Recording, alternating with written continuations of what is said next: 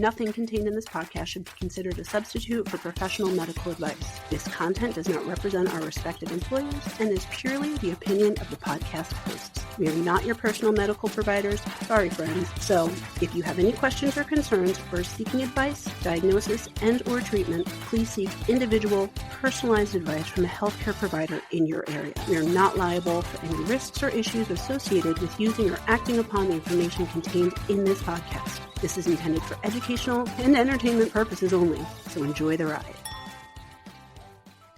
Welcome to Medical Media Mixer, the perfect cocktail. I'm Nicole Peniston, psychologist. And I'm Tara Prisco, physician assistant. Happy Cinco de Mayo.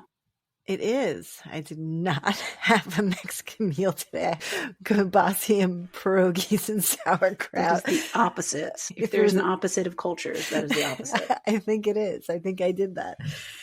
It's what we had in the house to cook, and the kids will eat it. So. Okay, that's fair. Yeah, I just had leftovers, but I went out to a Mexican restaurant over the weekend, and it was pretty good. Okay. Last week, I actually went to a pharmaceutical dinner that was very casual, and it was at a Mexican place right near me. And that's where I was actually telling people about our last episode about the toad licking, and they were very, very intrigued. Nice. So hopefully they actually listen. I don't know. People like to chit-chat. Get out there and listen. Well, it's funny. I was talking with a patient and their family member today about psychedelic advancements in treatment of autism. We're not there yet, but there's a lot of studies, and they were just fascinated, and they thought it was like the coolest thing ever. Yeah, cool stuff happening.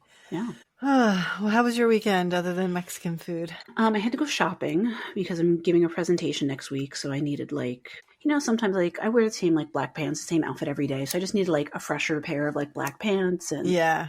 I needed a blazer that fit more appropriately, and then I needed shoes because I wear flats to work all the time, and I feel like I should wear heels if I'm up in front of a crowd and presenting. So getting fancified. Yeah, I had to do all that stuff and then make sure I have everything for vacation week after next. So just kind of doing stuff like that. And I think I told you last time that my AC broke, so yes. I was also trying to avoid my house because it was very hot over the weekend. No. It's still not fixed. It's going to be replaced on Friday, so just a couple more days. Yeah. Well, it's cold and rainy today, so we got that. And it's supposed to be this way for the next few days, so hopefully I can just hang in there. You got it. Yeah. You can make it. It's not the dead of summer, so I'm lucky. What are you presenting on? What topic? I am presenting on, the official title is... Dun, dun, dun, The Role of Rehabilitation Psychology in Brain Injury Recovering, Empowering Patients and Families. Nice. Yes. Cool. This weekend, I ran around for children, and I've just I'm done. We had a state gymnastics meet on Saturday that was 2 hours away. And so, we didn't have to be there early, but by the time we finished, and then we ended up getting dinner, which was good before the drive home. I didn't get home till 9:30 at night. And then the next day I had a dance competition, got there a little before 9 and didn't get home from that until 9:30 at night. That was only a 45-minute drive, but still. So I know it sounds like it's not that exhausting just sitting and watching, but it kind of is. It's just a long day. And then just being around all the kids and they're all hyped up, and it can be very overwhelming. So. Yes.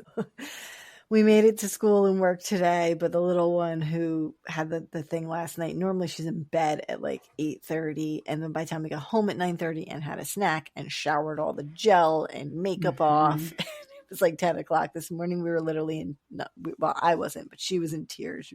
She was so tired that everything was just too much. Yeah, I get it. We all need a nap. We do. I was meeting with a parent who had a little one, and we were talking about some of the problems, and she was like, he never sleeps. He never naps. He barely sleeps at night. And I was like, in 15 years, he's going to regret that. Right? Yeah.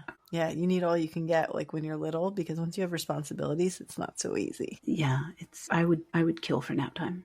So today, I think I know what your topic is, but I think I forgot. It's right there in the title. It's the Huntington special. Is that today? Yes. Okay. That is the name of my drink, is the Huntington special. This is, I think it's supposed to be in reference to the Huntington special firearm, but that's not what I'm talking about today. So, well, plays on words. That's what we do.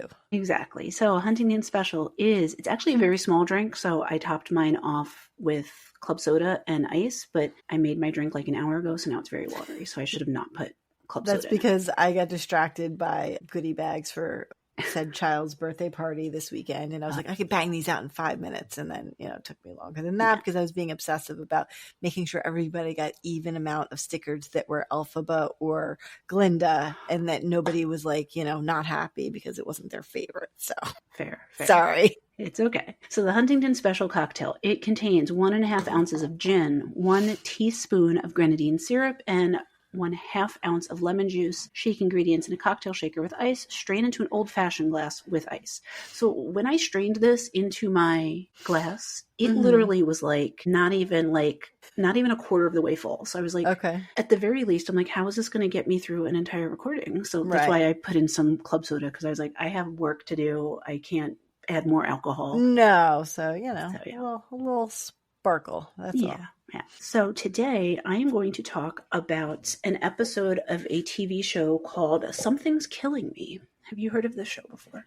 Is it like one of those things that like each episode does like some wacky, crazy like vignette of some illness like that a real person had? So each episode is one individual case or one individual disease. And then they may talk about a bunch of different people who have it. So there is an episode of this series that talks about anti-MNDA receptor encephalitis, which we talked about. And it does have Susanna Cahalan on that. So that was pretty cool to see her again after we've spoken about that. But I'm going to be talking about season 1, episode 2, The Strange Case of Dr. Gilmer. So it's pretty cool the way they lay it out. And it is based on a book. The book is titled The Other Dr. Gilmer, 2 Men, a Murder, and an Unlikely Fight for Justice. I feel like I had this book on a list of books I wanted to read. Yes. And I just didn't get to it yet. Now I got to put it back on my You do.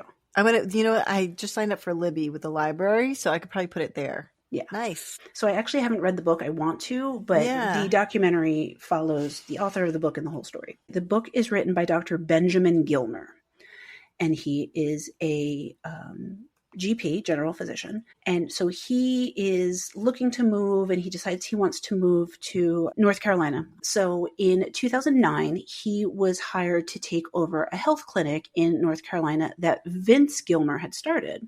And his name is Benjamin Gilmer. No relation. They just happen to have the same last name. And so it was called the Cane Creek Health Clinic, I believe. It's in Cane Creek community in North Carolina. That's where it takes place. And so even though it's like a family practice, it seems like it's a lot of older folks are visiting this practice, have been there for many years. Now they have, some of them are in nursing homes, and so he's visiting them there, but it is a very small community. And basically everybody goes to this doctor. They've gone to this doctor for years. Their brother, sister, mother, cousin went to this doctor too. And so when Benjamin, and I'm going to call them by their first names, so not to confuse them, because they're both Dr. Gilmer. Right.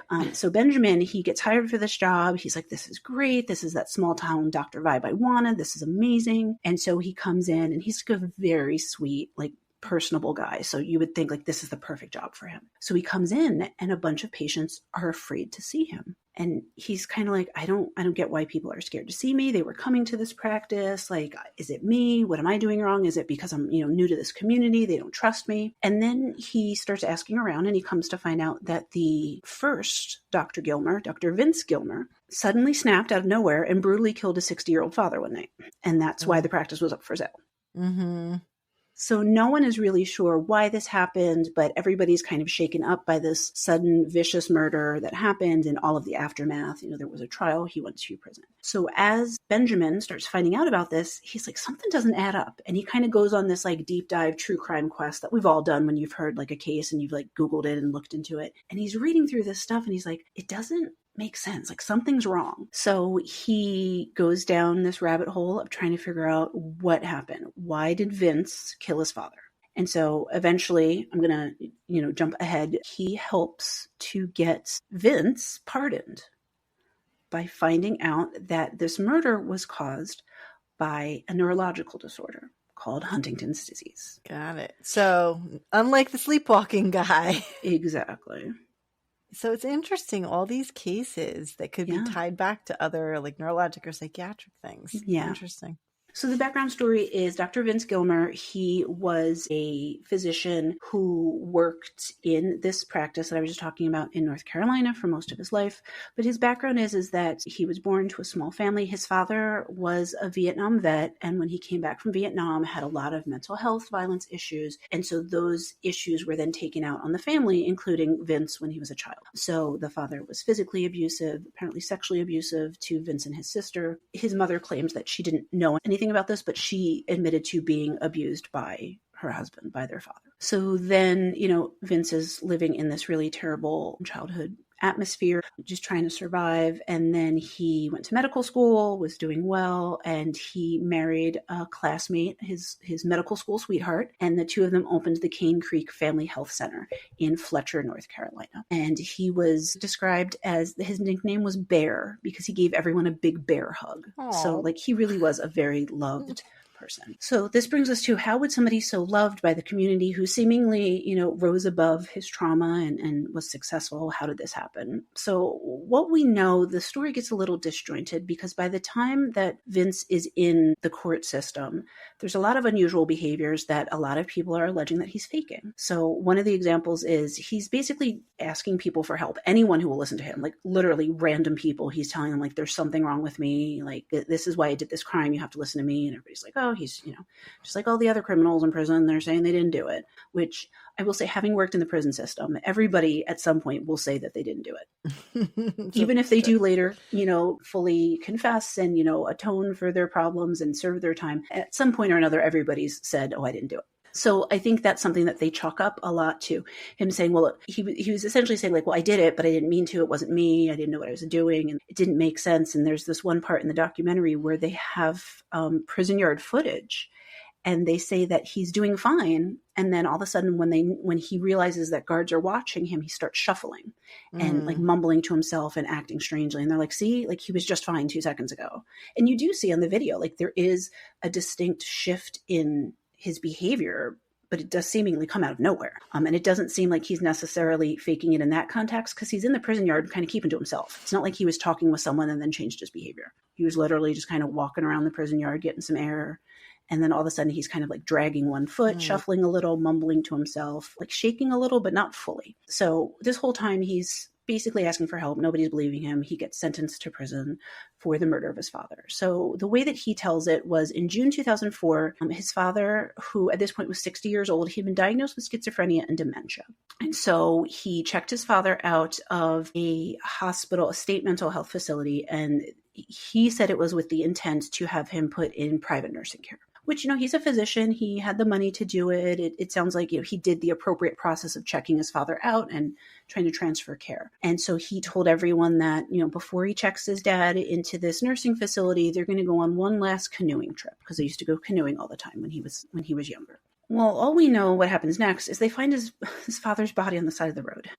And he's been strangled to death. And then when they start trying to kind of track back of what happened, they found that Vince had left bloody rags and other evidence just sitting in his truck. He wasn't even hiding anything. It was just sitting there. And then 2 days after the fact, he reported his father missing and said that on the canoeing trip, his father had wandered off. But then there's another point where he says he doesn't really remember what happened. He remembers the idea of going on the camping trip or the canoeing trip, but he doesn't really remember what led up to that. So then when he went to trial, he did the move that lots of people like to do, and it's always bad news. Can you guess what he did? That is always bad news when you're on trial. He testified? No, he represented himself.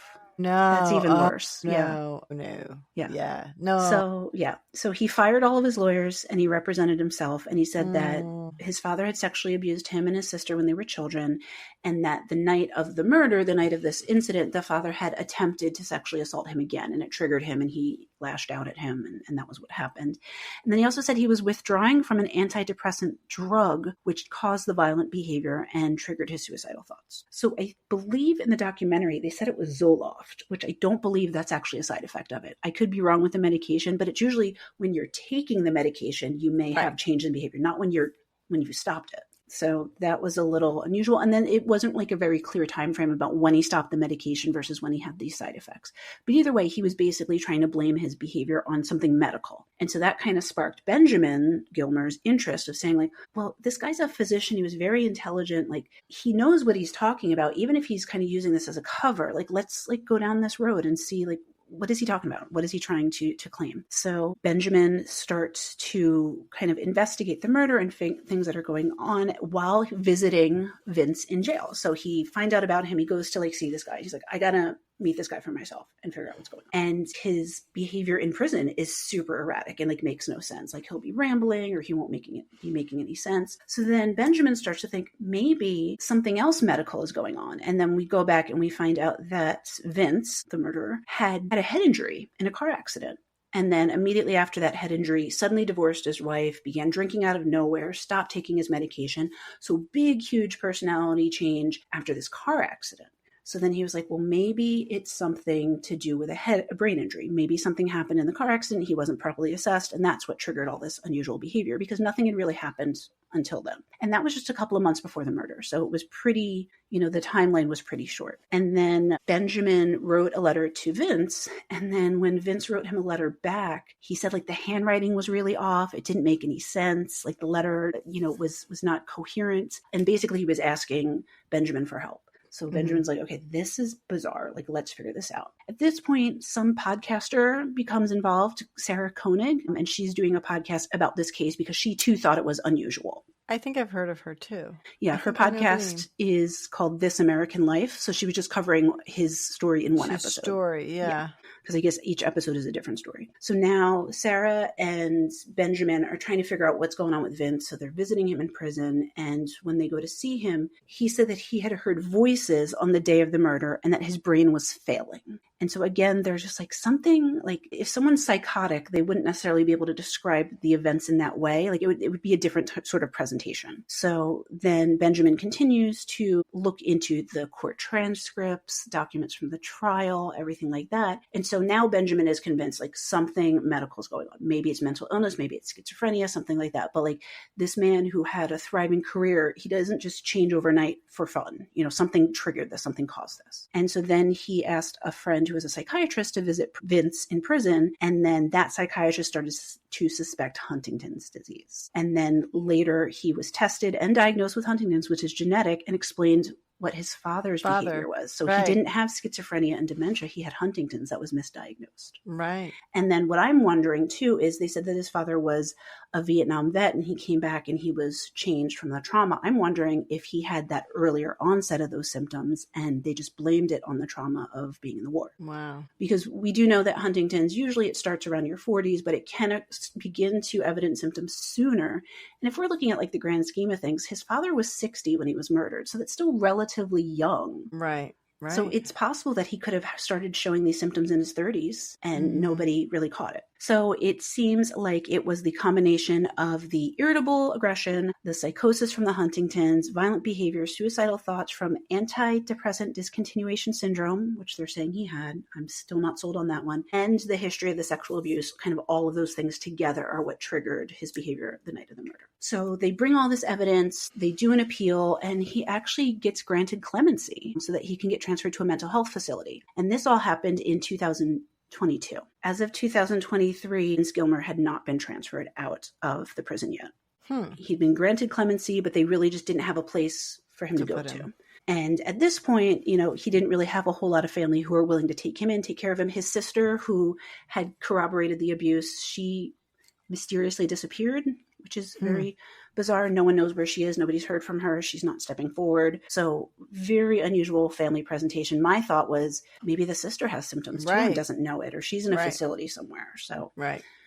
So most people who are listening who don't know about this are probably like, what's Huntington's? Tell me what the heck this is. Well, if they listened, we did bring this up twice. About the chorea, when we talked about the chorea. And we also talked about it on the house episode because the young one, what's her name? She's a number. What's her name? 13. That sounds like she's a number. That she was possibly one of her parents had it. So yeah, we've had little spurts of it, but never really gotten into it. Yeah. So there's a lot more to the case of the other Dr. Gilmer, that book. There will be a link to the Journal of American Academy of Psychiatry and Law's review of that book. So it kind of gives you a synopsis, how they feel about the book and how it's presented.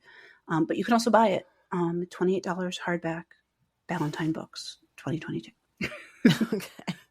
We do not get any sponsorships from them. No. So what is Huntington's? Huntington's disease is considered a rare but inherited condition of the brain and the nervous system, where the nerve cells and the neurons in the brain break down and die, resulting in uncontrolled physical movements, which is known as the Huntington's chorea, as we just talked about, or chorea, which is that unpredictable, quick, jerky movements that happen with that disorder. But there are also several other symptoms that happen with Huntington's, or HD. I'm going to just keep calling it that because it's a long mouthful of words to say. But with HD, you tend to have other symptoms. So can be hallucinations, mood swings, personality changes, irritability, depression, things that look like bipolar disorder, but also difficulty speaking, swallowing, and walking, muscle stiffness or rigidity. So that shuffling I was talking about before of him in the prison yard, problems with balance and posture, problems with memory, learning, focus, decision-making, and multitasking. So as I said before, it is genetic. It's a variant of the HTT gene that's passed down through families, and only one parent needs to carry that abnormal gene to pass it down to right. a That's child. what's so scary, because it's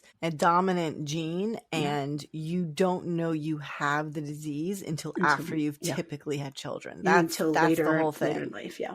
And then that's the thing, like we were just talking about in this case, is that more than likely, if they had known to look for it in his father, they would have been kind of putting the pieces together with his symptoms as well. And then we also don't know how far back this was noticed. We don't know about his father's father and his life and what went on, in his experience. I don't know for sure that it's passed down necessarily on the male gene, because only one parent has to have it. But I'm assuming if his father... It's not an X or Y mediated. It's just a gene you wouldn't pass on, but the thing is it's dominant. So like you said, you only need one copy. So you only need one parent to have it. So it's like 50-50. Yeah, it's a 50% shot. So it's a big gamble, especially, not everyone who has HD is going to end up murdering someone. That's what made this case so unusual, because we do find that more than likely was what precipitated that event. But a lot of these other things, it could have been why he had that car accident. Maybe he lost motor control. Right. It could have been why he suddenly divorced his wife when everything seemed happy, because he's now not making clear decisions. So it adds up for a lot of the problems we saw prior to the murder. Right. I mean, I'm familiar with more the neurologic physical symptoms, but I really did not know the extent of the other psychologic type symptoms that you could have. I knew about the physical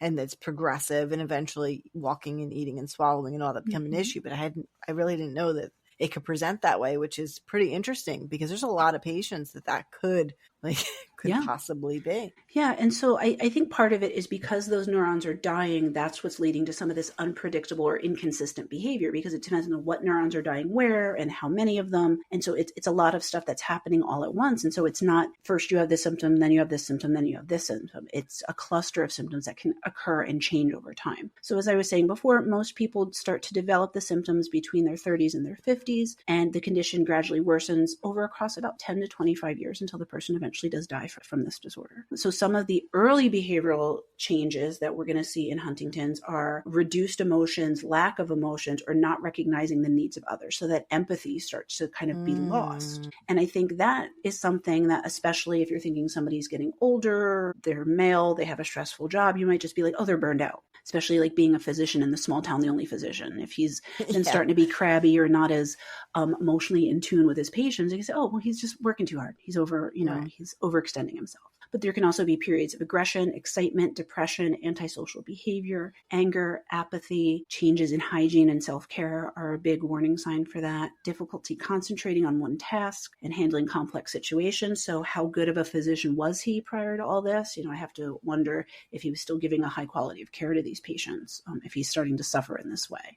Right. And then irritability and impulsiveness. Then later on, those symptoms become much more clearly psychiatric. So some people develop like obsessive compulsive type behaviors, delusions, stubbornness, lack of self-awareness, suicidal thoughts, and then more of those neurological symptoms that you were talking about, the uncontrollable face movements, jerking, clicking, fidgety movements of the limbs and body, difficulty eating because the mouth and throat muscles no longer work as intended, choking, chest infections, all because of the muscular breakdown breakdown or the loss of muscular control in those areas. Communication problems, slurring of speech, sexual problems. So this is interesting. A loss of interest in sex or making inappropriate sexual demands. And so we see those changes in sexual behavior in other sorts of brain injury. So frontal lobe brain injury can cause increased sex drive, increased sexual activity. And so it's another neurological thing. And then the balance problems. And eventually in the later stages of Huntington's, the person will need full nursing care because they can no longer care for themselves. And death is usually from a secondary cause like infection or pneumonia. There is such a thing as juvenile Huntington's disease, and that's it is also genetic, but this presentation of it is much more rare, and it typically begins to show signs and symptoms before the age of 20. So that's quite young. And then you would tend to see a rapid decline in school performance, changes in handwriting because of the motor movements, problems with movement that look like features similar to Parkinson's disease, and seizures. So like we talked before, there's that genetic component, how it's kind of a 50-50 shot if it's in your family. But in about 3% of cases, there's no obvious family history of the condition. So this, like I said, someone could have died before they were diagnosed. It could have been misdiagnosed as something else. Or there's a very, very rare chance that it's a new fault in the gene that is causing this 3% of cases. Wow. So kind of mutations of the genes that we know happen over time. So diagnosis is typically done through brain injury, imaging, neuropsychological testing, ruling out other conditions, things like that. So you would need to see a neurologist or a specialist in order to have it diagnosed. And then treatment, kind of like we said, it's a lot of palliative care, unfortunately, because there is some of the treatment might reduce the evidence of some of the symptoms, but it's not slowing the progress of the disorder. It's going to, once it starts, it's kind of a slow and steady decline, unfortunately. And if you think about it, if you're diagnosed and they tell you have to live like that for 25 years, there's a very high suicide rate in folks with Huntington's because of that. And then especially because of that guilt, finding out that you're diagnosed and then thinking, oh, I've got 3 kids. And what if I gave it to my kids? And so there's a lot of guilt and shame and just wanting to not have to suffer in the decline that happens over the years afterwards. So that is, I'm making sure I got all my notes. So, I mean, I think a lot of this, though, is also then, okay, so your parent has it. So then there's a lot of, like we saw in House, questioning, well, do I get tested? What does that mean? So am I going to live my whole life knowing I'm going to end up this way? Or you could look at it the other way. There are new trials and things, and get into a trial because when you're at a younger age prior to symptoms and try and do it that way. But I'm sure that's very, very, very stressful. Right. And I think it's just like how we've seen with women who have the BRCA gene, having that concern, people who have other genetic disorders.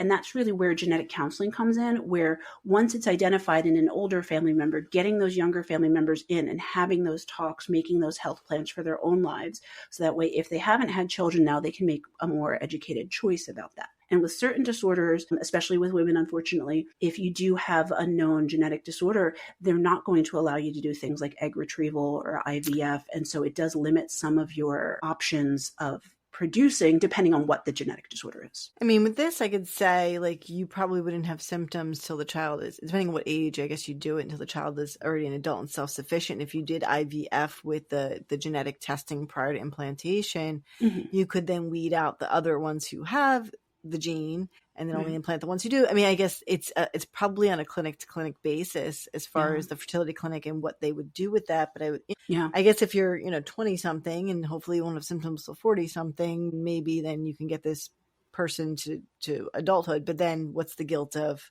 well, then now I'm leaving them. Right. And like I said, if someone's able to conceive naturally, maybe it may not come up as often. But if you're going through that process, you might hit some roadblocks. Like certain clinics may not be willing to help you with that, knowing that that child is now going to carry on and possibly pass on again this gene that could cause problems for people. Yeah. It would just be IVF being the one way to select out, the gene. But there's still a whole lot of ethics involved in that. Yeah. And it's a tough decision to make. And like you said, do you want to know? Do you not want to know? I think I'm the type of personality where I say this knowing that I don't, or believing that I don't have anything like this in my family, but I'm the type of person who I would like to know so I can make an educated choice. I may choose, it is what it is. I'm going to still live my life, with no boundaries, but then other people may live differently. So it's kind of, how do you feel like you're prepared for that? And I don't know if you're ever necessarily prepared for the full answer to it, but it can be very complicating.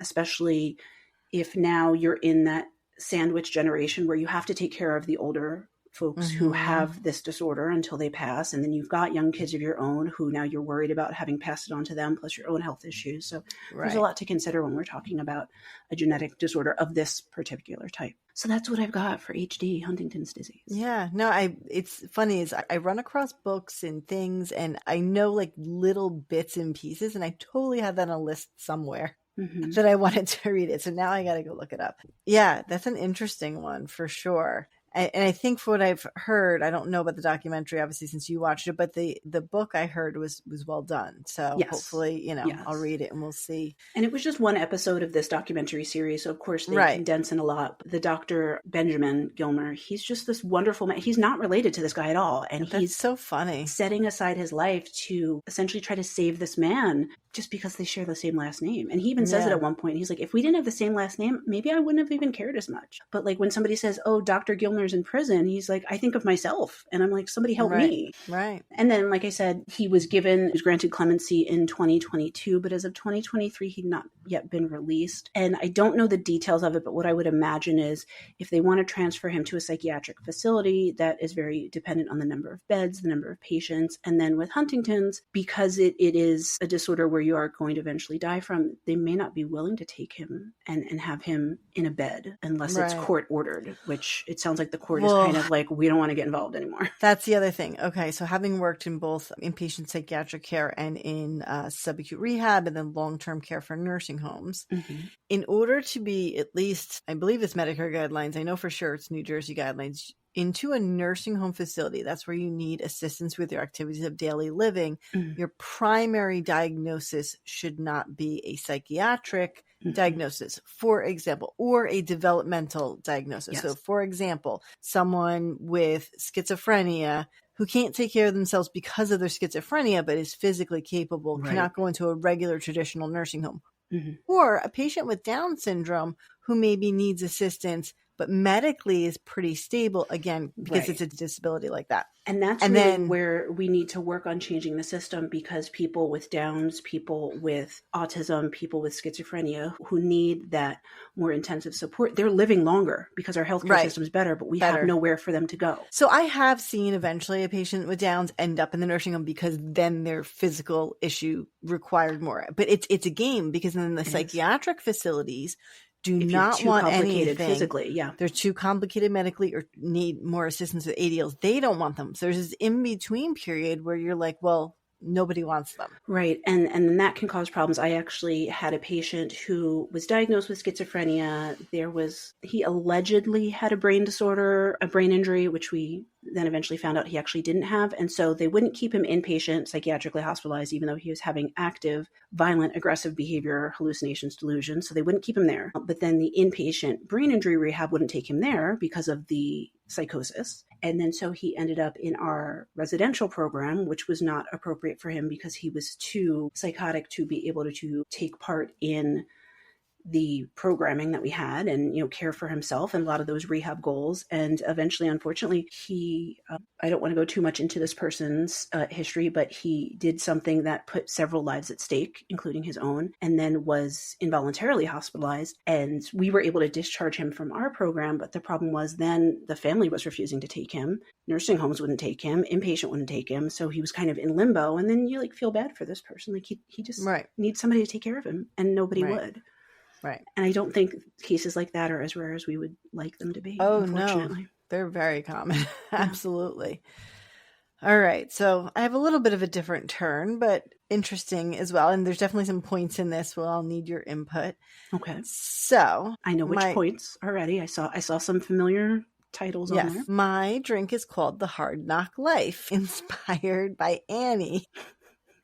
Who is not at all related to the rest of what you're going to talk about. No, it is not Annie, the show or the movie. I mean, the movie or the Broadway play or any of that. But it does cover an orphan, so we'll say that. Wait, we're not talking about Jay-Z's Hard Knock Life? No, not that one either. Oh, that's pretty good. So my drink actually came from like a Broadway themed website, which you'll see linked, which is kind of funny. So the Hard Knock Life, you use a highball glass filled with ice, and you add 3 ounces of lemon lime soda, 1.5 ounces of cranberry juice, 1.5 ounces of ginger syrup, and then a shot of brandy. So interestingly enough, I always have these stories about how I kind of rig my cocktails slightly. So I didn't have any like Sprite in the house. And I was like, I'm not going to run out for, it's like a rainy day. I'm not running out for Sprite. But I did have like lemon seltzer or lime seltzer, and I can make simple syrup. And what is Sprite but sugar and bubbles? Yeah, you're right. In a lemon or lime. So that's what I used. It was pretty good. The drink's pretty tasty. The other thing is, I actually think if you have ginger beer, if you just take out the ginger syrup and the lemon lime soda, you could probably use that in this drink and it would work equally well. The other thing I learned, that all cognac is brandy, but not all brandy is cognac. Oh, just like whiskey and bourbon. Or like champagne and sparkling wine. I was going to say champagne comes from a specific region. That's the same thing with cognac. It comes from the cognac region. So I think it's Cavassier, which is cognac, which is technically a type of brandy, but that's the special one that's made in the cognac region. So anyway, there's a little liquor history there because I had to learn it myself to make sure what I had in my cabinet was good. And my question is, where'd you get Cavassier from? That does not seem like something you would drink. No, must have been a gift. I have like random bottles and I'm like, I have like, they've probably been there for 10 years, but I'm like, liquor doesn't go bad, so we're good. Just lose its strength. So. You know, I'm sure it's good. All right. So the show I'm covering, or the shows, or the topic, it's kind of a lot of things. So The Curious Case of Natalia Grace is a documentary that actually ended up with 3 different parts. Yes. So the first was titled, watched all of them multiple times. Yep, me too. The Curious Case of Natalia Grace is the 2023, the original. I'm sorry, I have to interject. Did you know, because you probably saw it as you were finding it, because of The Curious Case of Natalia Grace, now they have their whole own spin-off of The Curious Case of blank, and then they talk about other bizarre things. No, I didn't notice that. It's crazy, because there's some episodes of that I might want to cover. Oh, we're going to have to. So then the season 2 was in 2024 was Natalia Speaks. And I'll talk about how each of these are sort of framed. And then the final one was called The Final Chapter in 2025. And then there's also this absolutely really, really bad dramatization. Thank you for saying that, because I watched one episode and I was like, WTF. I made it through 6. Although the guy that plays the dad is like spot on. Voice and everything. Yeah. Perfection. Spot on. So Good American Family is the dramatization with Ellen Pompeo. I looked the guy up. I don't know his name off the top of my head. And I did look up that the person who plays Natalia Grace is actually a person with dwarfism, a just different type, and that she's 29. I really thought it was a child playing that role, and I just didn't get it. And I was like, I feel like they need her more British, either British or Australian, because I saw an interview with her, and she was an actress, and she saw like the casting call for it. She's like, they're never going to hire me. I'm not even from the US. And then like she got the call back, and she's like, this is amazing. I mean, I'm sure like what she's performing, like she's doing a good job. I just feel like the whole thing was just framed very bizarrely. Like just, I don't know. Absolutely. Very dark weird sets. It's just, the whole thing was just bizarro and hard to watch. I mean, the story was bizarro and hard to watch. True. But I was invested. I never, so unpopular opinion, never really enjoyed Grey's. So I already had feelings about Ellen Pompeo, and this did not improve my feelings about her. Well, her character's supposed to be unlikable, so it just makes it all so bad. I never liked her before anyway, so now I even hate her more. Although I did go back and start rewatching Grey's, and I'm gaining some appreciation for it. Just not her. Not Meredith. All right, so let's talk a little bit about the story and who Natalia Grace is, the kind of subject of all this. Natalia Grace was born, well, this is debated, but I think we have a final answer. Born in... Starting messy from the start. Right, 2003 in the Ukraine. And she was, the way this documentary follows, it is only from her adoptive father's standpoint and one of her adoptive brothers. The adoptive mother is not part of the documentary. And the first season of the documentary, Natalia herself is not even speaking in. Mm-hmm. So that's how they sort of frame it and sort of build this sort of mystery up. Which I feel like that was purposeful, not having Natalia in the first season. Yes, because she was clearly on board. For sure. I feel like the whole thing was framed to make you think one thing and then think another thing. But I think in the end, I think I have a solid decision. I will talk about it. Okay. So also, I'm sorry, can I just say, because I clicked on your wiki link, formerly known as Natalia Lourdes Ciccone, is she Madonna's daughter? what? Because Madonna's daughter, I believe, is Lourdes Natalia Ciccone. That's I weird. believe it's the two names are reversed. Yeah. Yeah, somebody messed up on the wiki. Nobody's checking. Although I feel like Ciccone was the first adoptive family, which you'll get into. That's what it is. Yes. You are correct. And maybe they threw her a middle name that went more with her culture. That's what it is. That's why I was like, wait, yeah. So yes, originally she was born in the Ukraine in 2003, and then she was adopted by her first American family in 2008, the Ciccone family. They are not featured in the documentary, but they're spoken of on and off throughout, but it still kind of leaves what happened in the 2 years between when they adopted her and then when she ended up going to the next family, the Barnetts. I know, and I so want to know about them. I so want to know. She was 5 when she was adopted, and then 7 when she was readopted. So she should have some memory of that time, but who knows with everything that's gone on in her life. Well, and you're probably going to get into this, but I feel like I need to interject here because a lot of the drama that came up when the documentary came out was about rehoming or returning an adopted child. And people were talking about this like it was the most bizarre thing and how can you do that? And having worked when I began my career directly with the state of New Jersey Child and Family Services, rehoming happens often. I'd say maybe 25% of the cases. It's a high rate. That's probably not the exact number now, but it is a very high rate of children that are rehomed. So this is not as bizarre as people made it out to be. And it's not as uncommon as people made it out to be. Right. I think there's a whole documentary about that. It's a different family who had to rehome their child. I think, her having a disability and then all the other sort of drama and court case and things is probably why this one became such a big thing. Yeah. The documentary, sorry, I just want to, in case listeners are like, what documentary is that? It's called An Update on Our Family, and it was about a family vlogger who rehomed their child. I do know who that one is. Yes. Yeah. I feel like I've watched some of these things and then forgotten that I watched them. Yes. Yeah. Which that child did have physical disabilities and mental health problems and things like that. So it wasn't like they were just like, we don't like you anymore. I do remember that one. So yeah, Natalia was born in the Ukraine. She was adopted in 2008 by the first American family. And then where we pick up is basically her adoptive father from the second family, from the Barnetts. And he's telling sort of the story along with they do have pictures and videos of her as a child as well, kind of interspersed throughout this. Well, and I do have to say, if anyone is living under a rock, I think 95% of why this case got popular was because Michael is so damn dramatic. Oh my goodness. He's like something special. He is something special. He's another level of drama. And yes, I think that was why reality TV was like, we love you. We love you. Yeah. Because honestly, when you talk with Natalia and she's not upset, she's pretty low key, like not that interesting as you would think. Right. But Michael is so he brings the drama. He brings it. So she's adopted by this family. So the Barnetts, they're this sort of quintessential, or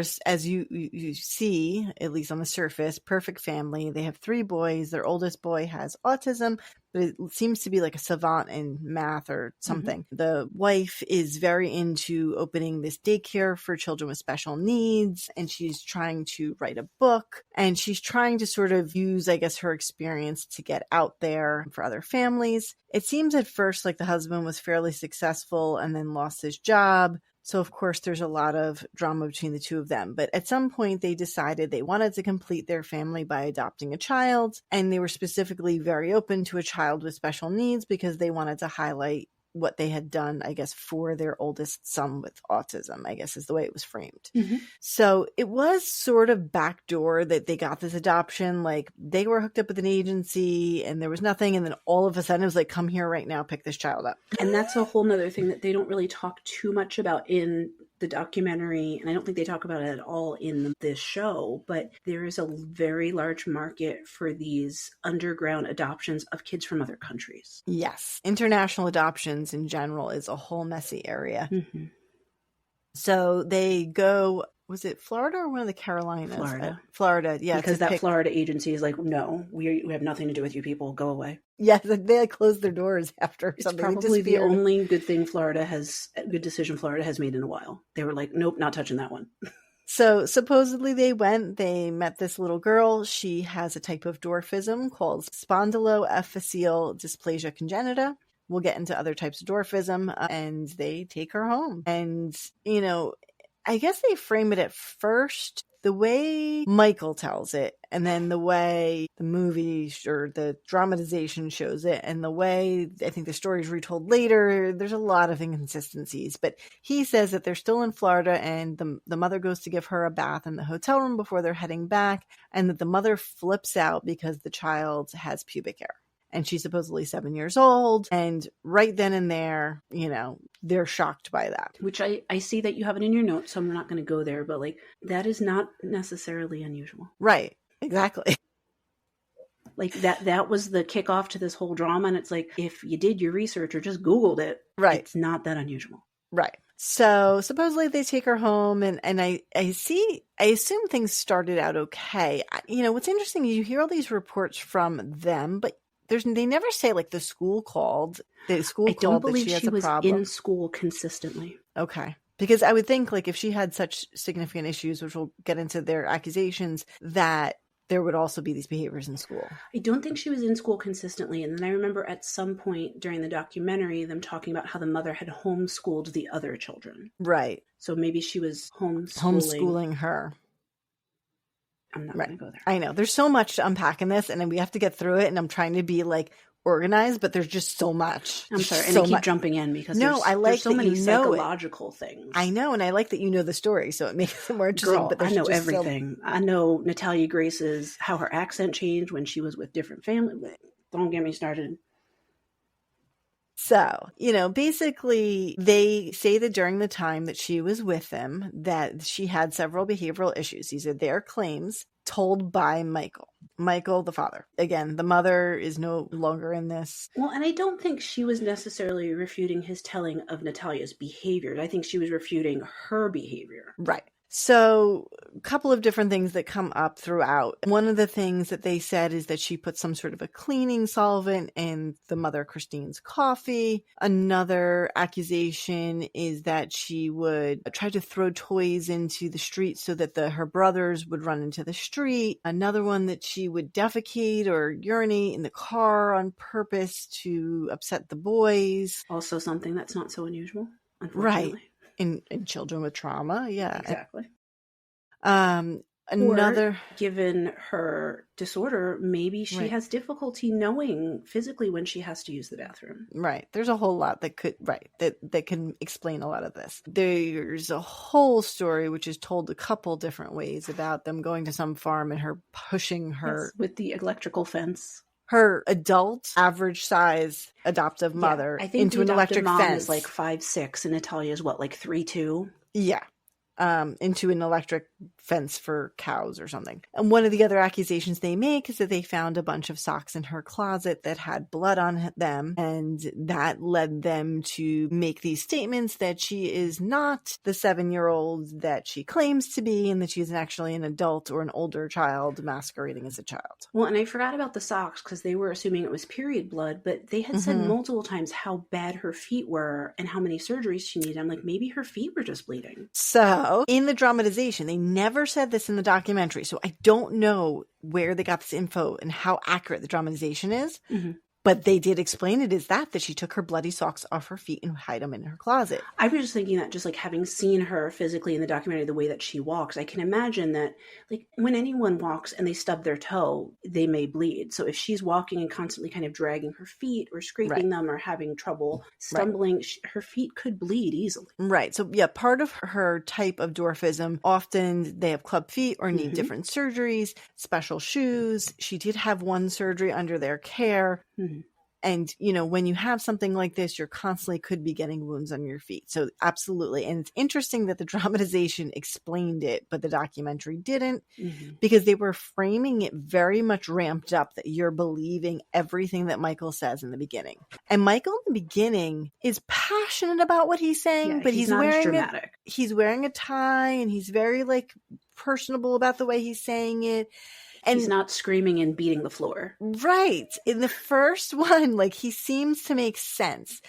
But then he does start to talk about his wife's abuse of this child as well. And he talks about how he made her stand for an entire day with her head on the wall, literally leaning up against the wall, not able to move. And, other just things. He did say that he witnessed her physically beating Natalia, and also that there's one of their sons was instructed to go and urinate in Natalia's bed because of her bad behavior or something along those lines. And I believe this is because I think 2 of their sons have autism. It was one of the sons who has autism, and he was really traumatized by that. Right. So the one son, the oldest one, who's is the only one who now has a relationship with his father, and we'll get a little into that, but he's the one who is featured in the documentary and speaks, and he's an adult. And I think that's why, because he's the only one who's of adult age. I think the others are still quite young. Right. So all of these accusations and all of this sort of culminates into them deciding to try and get a lawyer and try and have her declared older than she actually is. And they basically only use the written records or testimony of a primary care general practitioner, family practice doc who sees adults and kids,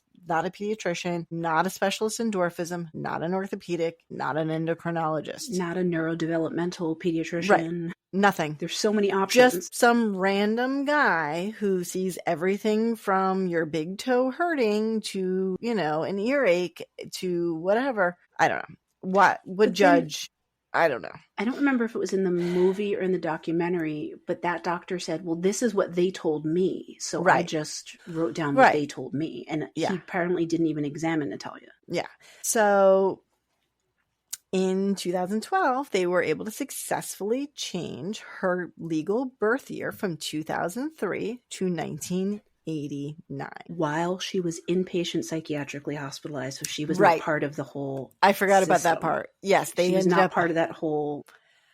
I forgot. Let's really quick dive into the psychiatric stay. So they had all these, how they had people testifying who worked there first. I mean, not on the documentary who worked there about her. Did you hear former employees? It's still freaking HIPAA. Oh, no, you're right. But I'm saying that's probably how they got away with it. They don't work there anymore. They said that because of finding out that she was acting older or looked older, they moved her from a pediatric unit because she had breasts and menstruated to an adult unit. Well, guess what? Which is the other thing. Guess what?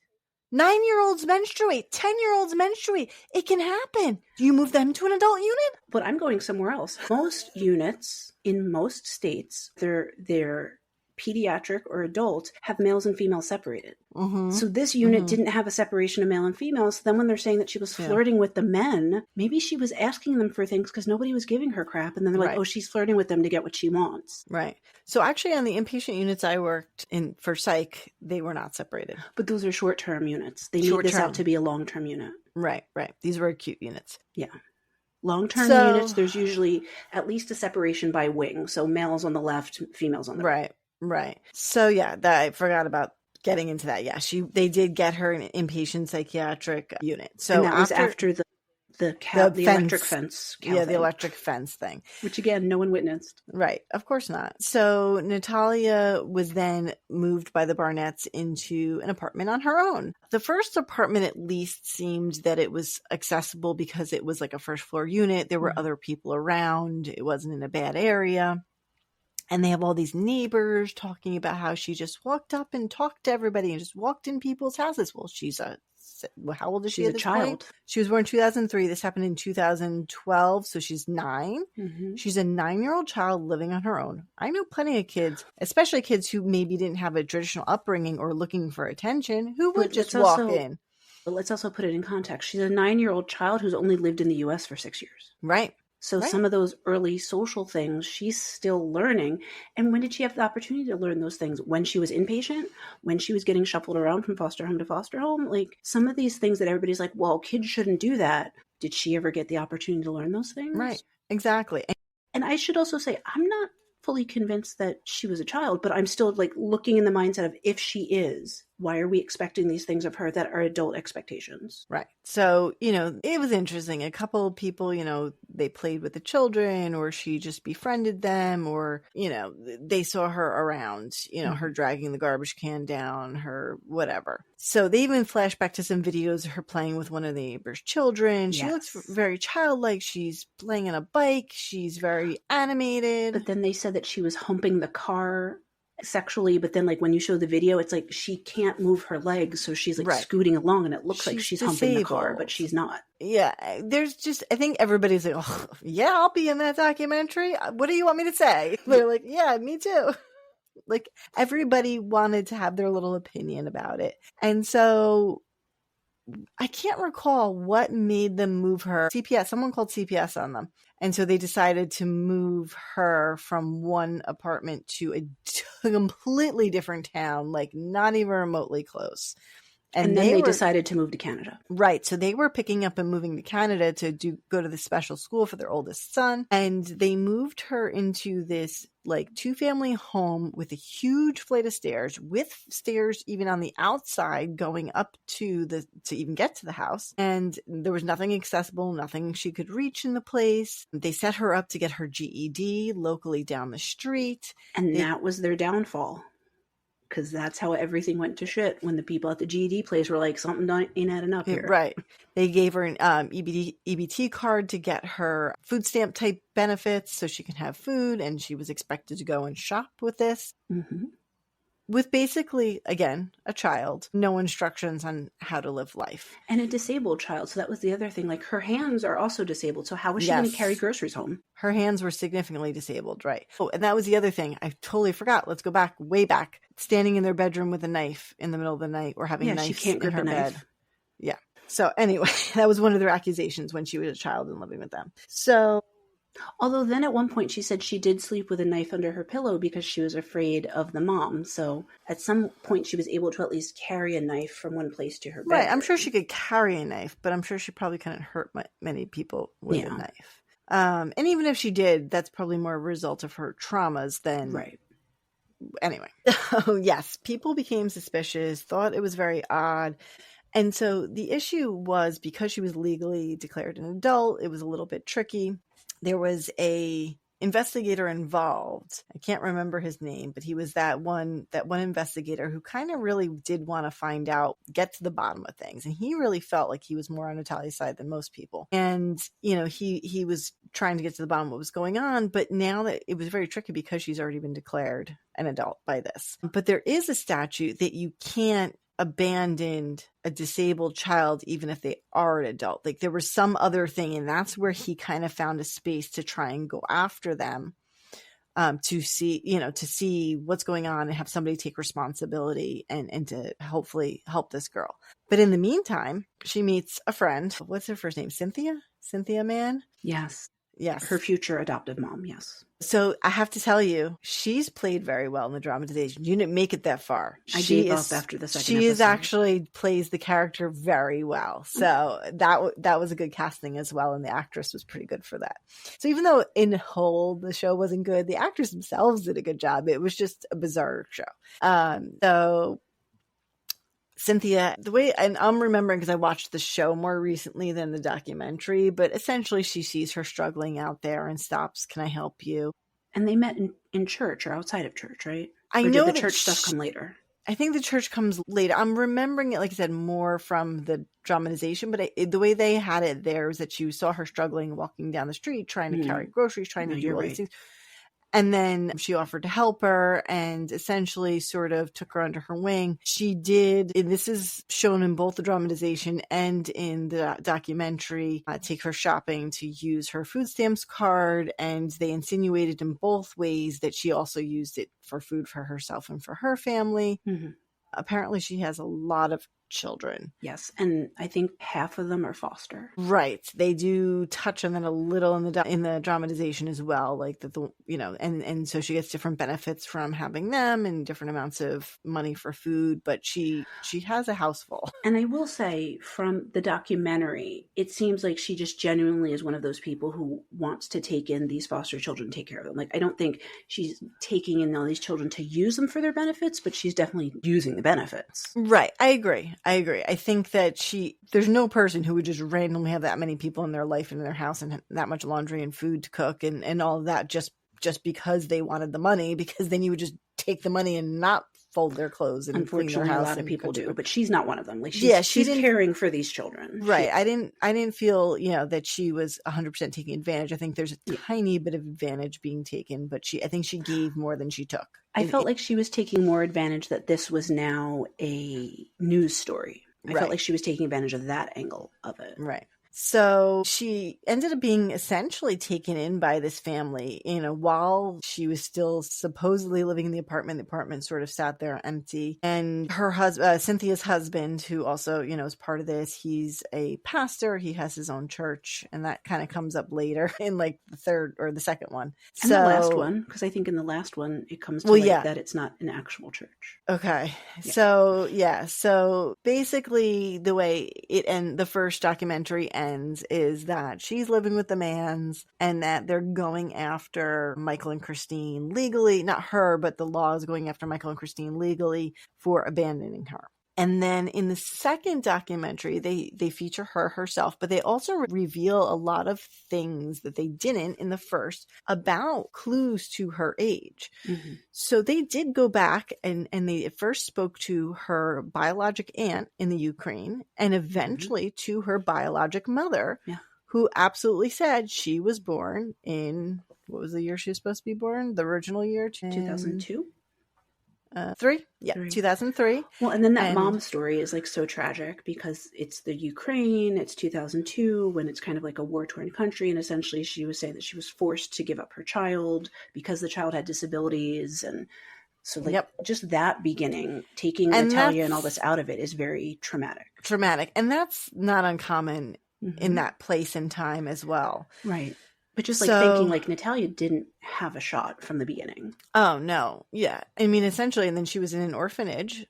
She's born in 2003. She's not adopted the first time till 2008. So she's in an orphanage for probably, I don't know when she physically came to the U.S., but probably at least for her first 4 to 5 years. And that was one of the things that continually came up in the documentary that I was confused about as well, is that they said she didn't know a single word of Ukrainian. And I was like, I could see if she was adopted as a baby or as a very young child, but if you live there for 6 years and you don't know a single, like you can't say hello or goodbye, that was weird. Didn't make sense to me. That was the one. That's literally the one thing. And then she had completely fluent English, and I'm like, okay, so maybe the orphanage was bilingual, but you don't know any Ukrainian at all, nothing. I mean, I could also say that maybe somehow with trauma, she didn't speak herself until she was older, but then you would still have understanding of it. Exactly. So, but we do verify that her birth mother, she was born. This is, we also find out that while she was with the Barnetts, she was taken to a specialist for dwarfism or different kinds of skeletal dysplasias. And she did have x-rays to look at her bones because she had to, but also those were used to determine a bone age. Mm-hmm. I had to, in the documentary, they did go and say, which I was happy, that it was a skeletal dysplasia specialist who said her bone age, because I'm sure with this disorder, the bones and the bone age and the growth plates are going to look a little bit differently than they would in an average sized child. So I'm glad it was not just a random doctor or a random radiologist, but an actual specialist in skeletal dysplasias who read it. Well, and the other thing that I just thought of, which is probably beyond the scope of both what they talked about in the documentary, but also what we're talking about, I would imagine being shuffled around, maybe not always getting the best nutrition, that's going to impact your bone development / bone health, Yes. maybe Bone health, not your bone right. age, but it's going to impact Right. your bones in ways that may make it difficult to determine accurate bone age. Right. So, this is a good point for me to just kind of do the little offshoot of bone age because it makes sense right here in the story. So bone age is essentially a set of x-rays that looks at your growth plates. And your growth plates, if you look at a child's x-rays, it's very interesting. When they're very, very little, their bones don't even look like they're in like the same vicinity as each other. And as they get older, they get closer, and then they sort of, these holes sort of close up. So at the bottom, like your long bones, you'll have this sort of straight line across where there's a separation, and that does close sometime after puberty typically. So this is used in other parts of medicine because usually we do know a child's age, but because of things like if you think they have a growth delay or they have precocious puberty, which we will touch on.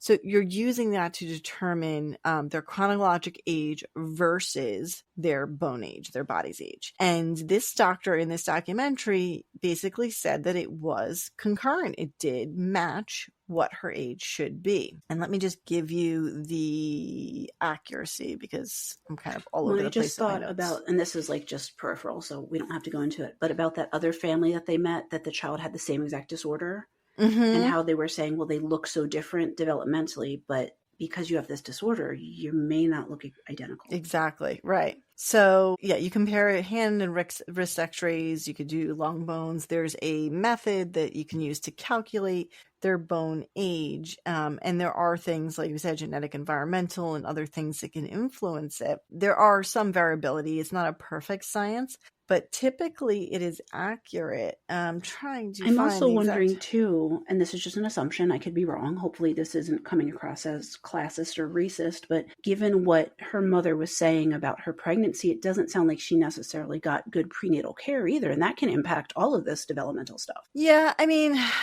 at this point though, when we're looking at your 9 or 10 or 11 or 12, I think we're looking at, this is just a method. Yes, but this is a method to determine, have you hit puberty? Have you finished it or not? Kind of the end. But it is used often, like I said, in those other circumstances. And then the other modality that they used to help age her was dental age. She still had baby teeth. She went to a dentist when she was with the Barnetts. She still had plenty of baby teeth. You can actually see in pictures from when they had her, and she was missing teeth, just like any other kid would be at that age, which was appropriate. And so those can, again, they take a big, panoramic x-ray and they examine your mouth. And they're saying that it's typically accurate within like 3 months to a year and a half. So that's a pretty small margin of accuracy. So it's unlikely that she was, how many years did they move? They moved her like 14 years or something. Well, and I remember something in the documentary. They're like, oh, well, we did this test and it gets within 3 and 5 years of age. And so we're going to shoot that she's on the 5-year range because then that made her an adult, when like if they did the 3-year range, she would still be a child. So I'm just like, y'all are picking what you want to hear. No, they were just picking and choosing what they wanted to hear, but it doesn't matter. They jumped her to like too much. Ridiculous amount. So yes, Natalia does speak out in the second documentary. I was just thinking of that time when they were like, how old are you? She's like, I don't even know how old I am. Everybody tell me something different. And she says like exactly like that. I'm like, girl, preach. So at this point now, she's, I believe, by her original biologic age, around 19 when they're interviewing her, somewhere in that vicinity. She's been living with Anton and Cynthia Manns. That's the devout couple who, brought her in. And officially, at some point, they adopted her, although I don't know if she was already 18 at the time. I don't know if it's more of a legal or more of a sort of just we're a family type thing. Yeah, I don't know if it was legal, but I'm pretty sure if somebody has like disabilities or health needs, you can still do a legal adoption of an adult. It's just a different process. But they could still legally have adopted her, but I don't know if they necessarily made it like paperwork legal. Right. So that was, she was living with them. And in this, they come and they bring Michael, her former adoptive father, back, and they try and do this interview. Michael's off the rails. So Michael tells us about how he and Christine got divorced, and Christine is torturing him, and she's sending him half-nude pictures, and she's poisoned all her children against him, and he has no relationship with her children. And he's on the floor banging and pulling his hair out and acting I don't even know. Well, He cries. I'm thinking of the third season when they have that interview that they have to keep stopping because Michael's I having think this breakdown. I think that's in the second. So they try and sit him down with Natalia to have this heart to heart. And he keeps cursing, and then the adoptive dad tells him not to curse. And right, the new adoptive dad who's the pastor, which I think that was a little for show. That was a little bit like, let's cause some drama. Let's stir it up a little bit. But also, she's an adult, like she's heard curses before. She said curses. She was cursing in the season before. Right.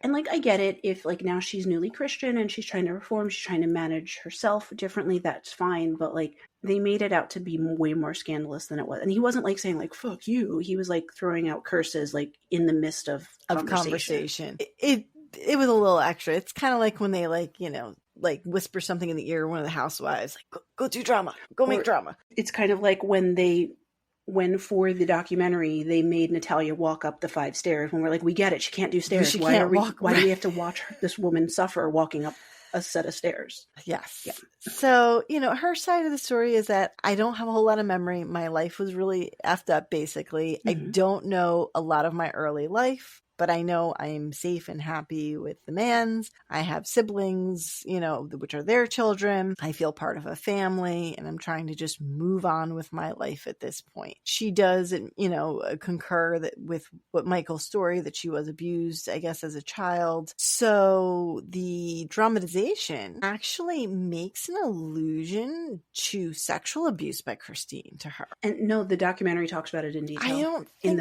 in the third season. Did I watch the whole third?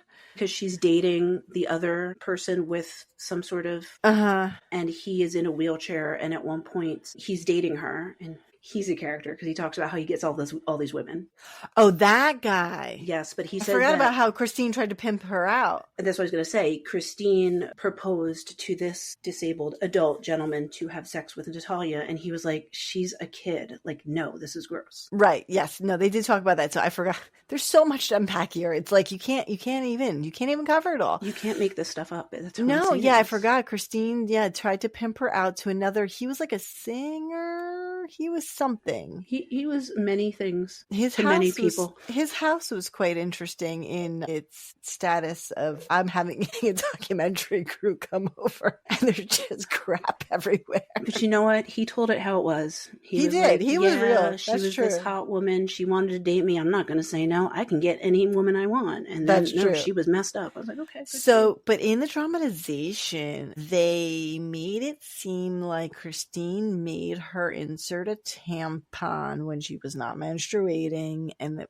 she forcefully did it. I feel like there was conversation about that, but it was kind of just like, what are all the bad things that happened? And then that was like one of the list of things mentioned, and they didn't go into it.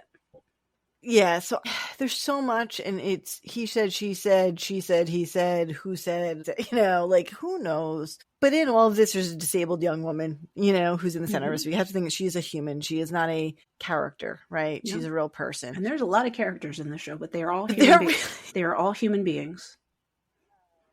So essentially, the courts do take Christine and Michael. Christine gets off, which is quite interesting. It's interesting, but if Michael is telling the truth about Christine's behavior, it makes perfect sense. Yeah. Because he basically is saying, like, she did all this stuff and then she framed me for it. And like, when you see him and how over the top he is, of course people are going to be like, this dude's crazy. Of course he did this stuff. And then she kind of exited the situation, literally exited the country, but exited the situation.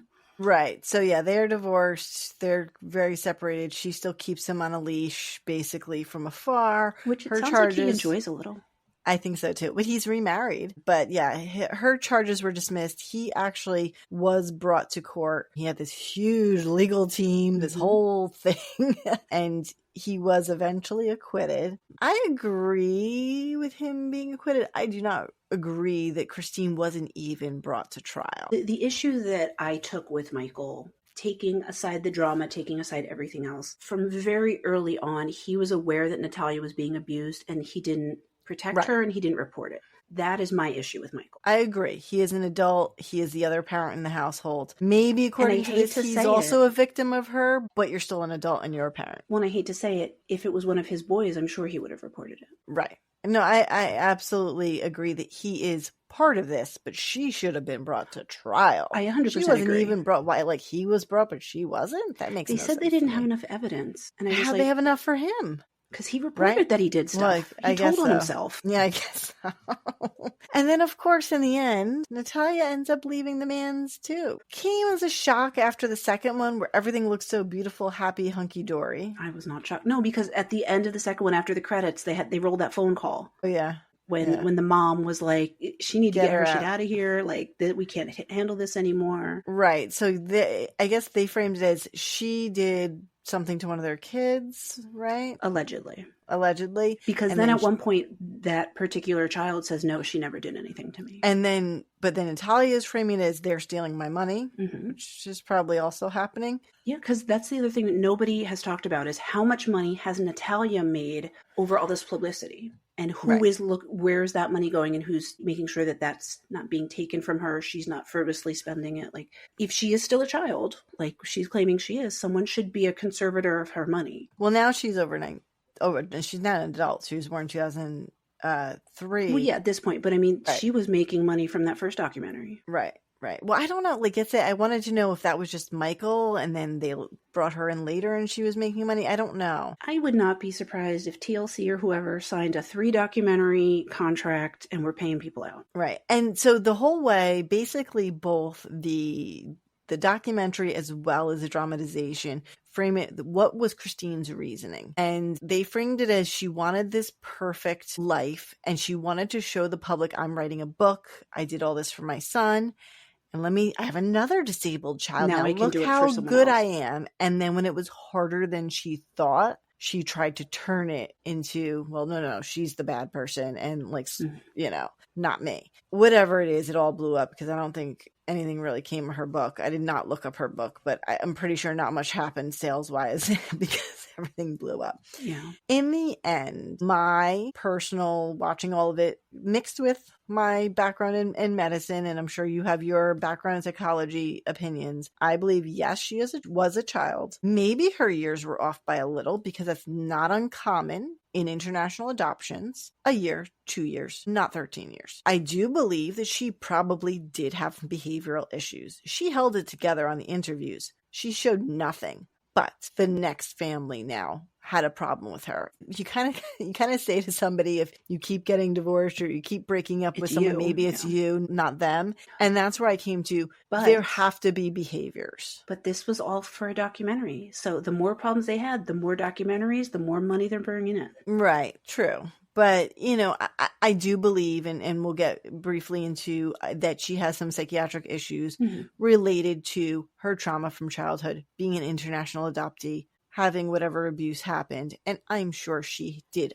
I'm sure there were some difficult behaviors, whatever the extent of those were. But I do believe she was a child, and I do believe she was abused. And I do believe that it is the chronologic age with the dental records and the bone records makes sense. And even if she had pubic hair, and even if she had her period, that still could be explained by either she's 1 or 2 years difference because her thing was wrong. You can still menstruate at 9 or 10. That can happen. Or she had something called precocious puberty, which we'll touch on. So I'm just going to give you my opinion because it's food for thought. Yeah. I'm not going to weigh in on her age because it doesn't matter. True. My thing is why are we assuming that a socially savvy child who has had to fight their way through the world can't manipulate someone? Mm-hmm. Like everybody's like, oh, well, she can't because she's a child. She can. And I don't think she was necessarily trying to poison people and things like that. But I could definitely see her. I feel like she was manipulating the mans. Oh, yeah. Oh, yeah. And there's just a lot of stuff about her that doesn't add up that, for me, points to more of these behavioral things that stem from trauma, that stem from not having a supportive family. And nobody was talking about that. They were all like, well, either she's a kid or she's an adult. And I was like, what if she's just a really fucked up kid? Right. Who is now doing all these things that people don't understand. And then they're blaming on her being adult, where no, kids can do really negative, inappropriate things. That doesn't mean that they're an adult. It means that we need to give them the space to fix that. And no one at any point tried to do that. Even the inpatient hospital wasn't trying to help her through this stuff. No, yeah. I don't see that she ever got true psychiatric help. And the thing I alluded to before, which I think is connected to this, because if you've watched the documentary, it is like a smack in the face. Her voice, her mannerisms, her accents change with every person she's around. And that's not manipulation. That's trying to adapt to an environment because you don't know what to expect. I can see that. Because when she was with the Mans, her accent changed totally. Her behavior changed totally. Mm-hmm. Then when she was with Christine and Michael, I'm not going to get into it because I'm not trying to focus on that. But Christine and Michael were definitely from an upper class, middle upper class, and the Mans are not. And so she was changing her voice, her behavior, her inflection to fit in with Michael and Christine, and then to fit in with the Mans. And maybe she doesn't know who she is or where she fits. That's up to her to decide. Right. Yeah. But some of those things, people are like, oh, see, she's an adult. No. I think I agree. It's an adaptive behavior. Yeah. It's not her trying. It's not a positive adaptive behavior, but it's an adaptive behavior. Yeah. Yeah. No, I agree. So let's just briefly touch on like skeletal dysplasias. So that is a group of disorders. There's many that of them. Website made me sad. If you do any clips, I have a lot of sad faces while you were talking because I was looking at all those babies. And yeah. They look so little and so scared. So it's a group of inheritable disorders. There's varying different ways these are inherited. The most common skeletal dysplasia that is a type of dwarfism called achondroplasia. If someone is to conjure up an image of what we would say is a person with dwarfism, and we wouldn't call them a dwarf, we would call them a little person, just person-centric and in identifying this is a disease process and this is a person. But anyway. I haven't watched it, but there's a new show on Netflix called You Can't Ask Me That. And there's one episode all with little people asking about what they prefer to be called. And apparently some people don't mind the term dwarf, but other people do. Right. I would say the medical, you still call it dwarfism just medically to try and group these disorders together. You can't say little peopleism, but as a person. Little peopleism? Right. So as a person, as a little person, but yeah. But anyway, so achondroplasia is, if you were to conjure in your mind, what most people think of as a person with dwarfism is a person with achondroplasia. So that's usually more of the, now I'm not going to come up with the word that I'm thinking of. You didn't even give me any hints to help you with it. Okay. Non-proportional. Sorry. There's proportional type dwarfism and non-proportional. So where their head may be more average size, but their limbs are going to be shorter and their trunk even may be closer to average size, they may have distinct facial features. So that is achondroplasia, and that is the one we understand the most about as far as the way it is inherited, the characteristics, the things that go through it, and it's the most common. But there are quite a few others, and the one that Natalia has is pretty rare. So, all of the skeletal dysplasias are going to have abnormalities of their long bones, their spine, sometimes their head, short stature is typically what we're seeing. And often some of these can be diagnosed in utero, some after birth. When you do a femur measurement during usually the 20-week ultrasound, often there'll be a clue there. So some common ones, like we said, achondroplasia. There's another one called osteogenesis imperfecta. That is, did you ever watch the TV show The Middle with the mother from Everybody Loves Raymond? And the tall with Frankie Muniz? No, not The Middle. Yeah, The Middle. Yeah, Frankie Muniz. Not Malcolm in the Middle. The Middle. Patricia. Anyway, there's a young boy on that, and that's what he has. The actor. This other one's called thanatotrophic dysplasia, campomelic dysplasia, and hypochondroplasia are some of the more common ones. They really started in the 50s to 70s, starting to sort of identify and classify these better. And then really it took till the 80s, the 1980s, to really get a good grip on these. In the 90s, we really got the genetics, where we had a lot more information on how genetic code works. And so in 97, they came up with a new classification and nomenclature to help distinguish these. And they revised that again in 2015. And they have 436 named genetic skeletal diseases. Mm. So it's interesting. And they're in 42 different groups based on the way they're inherited. But often these children will need specialized care, not just a pediatric orthopedic, but usually a center. There are a few centers in the U.S., which is difficult for a family, typically traveling many states to go see a specialist in this. So it's not something that is very easy for somebody who is born into a family and then they need that specialized care. There is definitely a lot of ongoing research, but right now it's mostly supportive care, getting them what they need to be able to do their ADLs, their activities of daily living. So whether those are braces, whether those are crutches, whether those adapted things in their home, changing the layout of their home in order to accommodate them so that they can function function on their own. And the specific one, like we said, that Natalia had, the spondyloepiphyseal dysplasia congenita, is another one of these is type 2 collagen defect, connective tissues, and it is primarily autosomal dominant. So that's interesting because we know her birth mother was average size, and there's no mention that her birth father was not. So I'm not sure. But typically their height ranges between 35 and 49 inches, short trunk and extremities with a small mouth. They often have scoliosis, back pain, hip issues, bowed knees. Their feet are often very deformed. They're turned down and under, and then neck problems due to underdeveloped vertebrae, and they can have respiratory issues as infants, as well as some eye issues throughout their life. And it's typically a comprehensive sort of evaluation, and then eventually genetics, x-rays, and MRI scans to kind of come to the conclusion that they have this. So we already touched on bone age. We touched a little bit on dental age. Let's touch really quickly on precocious puberty, which is early onset of puberty and secondary sexual characteristics in children. Typically, this is due to something going on in the hypothalamus and pituitary, or hormonal changes brought on by that. The definition would be secondary sexual characteristics before age 8 in girls and before age 9 in boys. So that's still pretty young. Mm-hmm. We do see children developing at different rates. So it wouldn't be unusual if there are plenty of people who maybe start around 8, and that wouldn't be precocious, start around 8 with puberty and then are menstruating at 9. So it could be something like that, but typically that is somewhere where if we had a suspicion that a child had underarm hair, pubic hair, breast development before a certain age, they would go to an endocrinologist, they would have some laboratory tests, they would have that bone age done, and then they would decide whether they want to give them medications to suppress puberty, because if you do hit puberty earlier, it is going to slow your linear growth, because typically you don't grow in height much after puberty. Usually I think it's a year in girls, or a year and a half in girls. I don't know in boys offhand, but you typically don't grow as much. So if you delay the puberty, they get more linear height, and then you allow them to go through puberty. So, that's again something that would be seen by a specialist. So even if she had that, any pediatrician could refer her to an endocrinologist for a workup. That was never even mentioned once in the documentary as a possibility,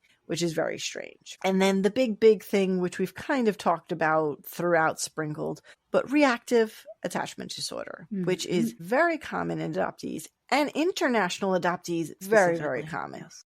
It's a rare, serious condition where a young child or infant fails to establish the typical healthy emotional bond with the primary caregiver. So if she's in a orphanage and then bounced around to family, she doesn't really have that bonding. And often this is due to severe neglect in their early life or inconsistent caregiving. And they can have all these different kind of withdrawal, fear, sadness, irritability. They can appear listless. They might not smile. They might not really respond well to the typical comfort things and physical touch. And they may have difficulty with social interaction, and really even not reach out when you go to pick them up. If you'll see that in a typical infant, you put your arms out, they put their arms out type of a thing. No interest in playing things like peekaboo. And then later on, of course, behavior problems because of the lack of this development. And it's funny you say that, because luckily it doesn't happen very often, but every once in a while I'll get a referral for an autism evaluation. And then when I start looking into this history and seeing frequent adoptions or moving around, coming from another country, having some of those early things, it's not autism. It presents differently. It is a very different thing, where if people don't know much about autism or know much about reactive attachment disorder, they may be mistaking one for the other, where there is very, very different beginnings of those types of development that are abnormal development. Yeah, I mean, I remember specifically when I was doing the inpatient psych and the pediatric, there would once in a while be a very young child. So usually most of these children are older. When you get a 5-year-old and they're having all these behaviors, and you hear they're in and out of this foster house, this system, this, their parents are in and out of their lives. And I'm like, this child just needs consistency, something they can trust, something that they can believe is going to be there tomorrow. Well, and part of that, why those children, it's so difficult, is and you're probably going to get into this, is that once that kind of reactive attachment is displayed, it's extremely hard for those kids, even when they are in those safe, supportive environments, to connect with their caregivers. And so then a lot of times those caregivers, they're like, I can't connect with this child. They don't want to be with me. Okay, send them back. Right. So then it's just perpetuating that same cycle That over and same over again. system. There's a movie about, it's from like the 80s, but it's about a child with reactive attachment disorder and how they kind of break through that difficulty. It's a really good movie. I don't remember the name of it. All right. It was like a made-for-TV movie, but it was good. That was everything in the 80s. Yes. So, like we said, living in institutional settings can make this more common. Frequent changes in foster care caregivers or neglect or abuse, traumatic experiences, and even prolonged hospitalizations. And if it goes untreated, they can have delayed emotional development, behavioral problems, difficulty forming relationships, and then, of course, increased risks of other mental health disorders as they get older. So there were a lot of things to touch on this. I think we touched on a lot of little things. This isn't one of those where we do one big diagnosis, but it was more of a back and forth conversation on the complexities of something along these lines, where physical disability, a early childhood trauma, later abuse, it's sad because in the end, she's a person. Even if she did all the things they said. She was a person who was traumatized and did bad things or didn't do bad things, but people did really bad things to her. So one, like I was saying before, is like, regardless of all of these things, not a single person was trying to do an intervention to help, regardless of where these things came from. Yeah. So not as fun as Annie as far as Hard Knock Life goes. And by the way, did I tell you that's my child's competition dance song? You told me it might be. So yes. So I get to hear you had showed me video.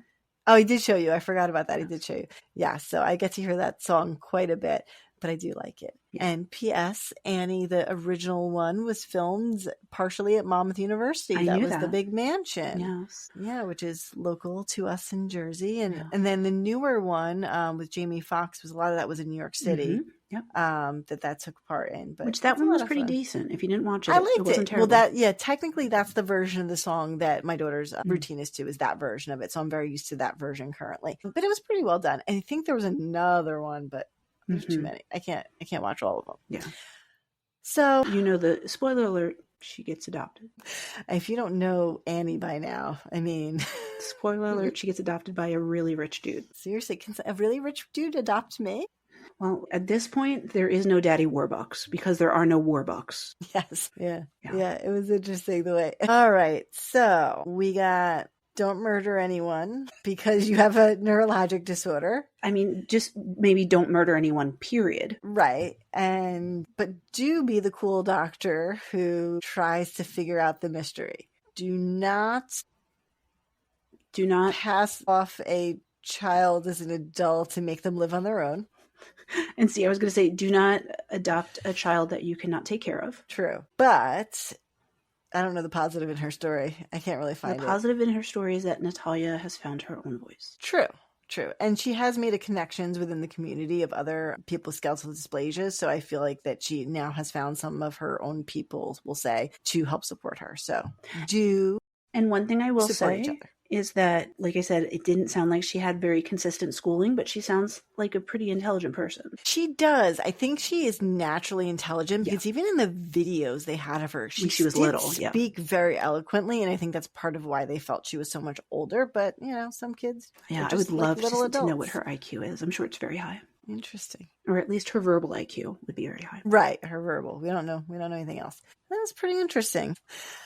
Okay, I did have one thing I remembered that I wanted to say. Oh yeah, about our stats and all our fun new listeners. So I think some of the states were mixing it up. We got some new fans. Nice. So let me pull up my stats welcome real everyone. Quick. So we had talked about how country-wise Malaysia was coming up on the U.S. and, just one day they're going to pass us as far as listeners. But in the U.S., Illinois came out of nowhere. Nice. They weren't even on the top few. Okay. Illinois and Virginia. Yeah. They're up there. They passed Florida. Come through. So, yeah. I mean, Florida, North Carolina, Delaware, Pennsylvania. We got some Alabama, Missouri. I don't know anyone in Missouri, so now I do. Hi. Yeah.